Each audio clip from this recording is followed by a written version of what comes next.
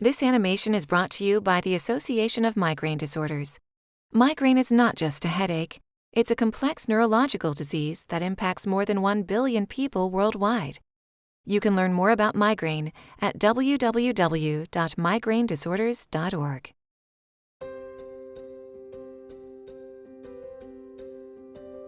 To sense our world, your nerves send electrical signals to and from your spinal cord and brain. Sensors throughout our body collect information about our surroundings. This information is sent by signals to our brain through a series of nerve cells. Each electrical signal is carried from one end of a nerve cell to the other using passageways called ion channels. Charged particles, called ions, pass through the channels along the nerve, which helps generate the electrical current. At the end of the nerve, the signal moves to the next via chemicals called neurotransmitters. Communication with the brain occurs via pathways and nerve centers at the base of the brain, called the brainstem. The brainstem helps control sleep, heart rate, and breathing.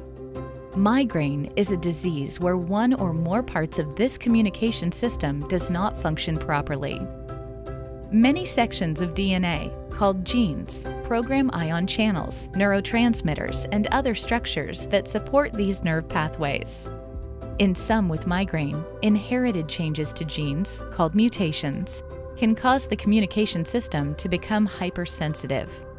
Most mutations do not directly cause migraine, but, in combination, may explain why there are so many forms and symptoms of migraine disease.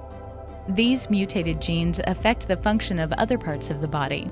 As a result, people with migraines may also have anxiety, depression, epilepsy, hypothyroidism, irritable bowel syndrome, pelvic floor pain, fibromyalgia, Sjogren's disease, and others. Each attack typically has 3 or 4 phases. The typical phases of a migraine attack are prodrome, starting hours before a headache, aura, headache, and postdrome. Prodrome includes subtle symptoms such as yawning, fatigue, or moodiness. Experienced only by some, auras may be short-term visual changes, such as flashes of light, zigzags, or blind spots. Auras can also include numbness, confusion, vertigo, or even muscle weakness. Pounding headaches may occur on only one side of the head, often lasting 4 to 72 hours. Other possible symptoms include light and noise sensitivity or nausea.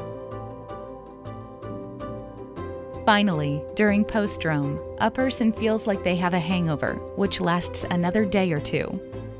Migraine attacks are often brought on by specific stimuli or triggers such as increased stress, weather change, too much or too little sleep, or certain foods. Since it may be a cumulative effect of several triggers, avoiding as many known triggers as possible can help reduce the number of attacks. It is important for treatment planning to distinguish migraine on the basis of frequency and character of attacks. Less than 15 headache days per month is episodic migraine. 15 or more headaches per month is chronic migraine. Each year, about 3% of those with episodic migraine become chronic. This worsening of symptoms may be due to changes in hormones, as well as cumulative effects on the nervous system from years of migraine attacks. While migraine is rarely deadly, it is an invisible disease that can steal years of quality time. For more information about migraine, visit migrainedisorders.org.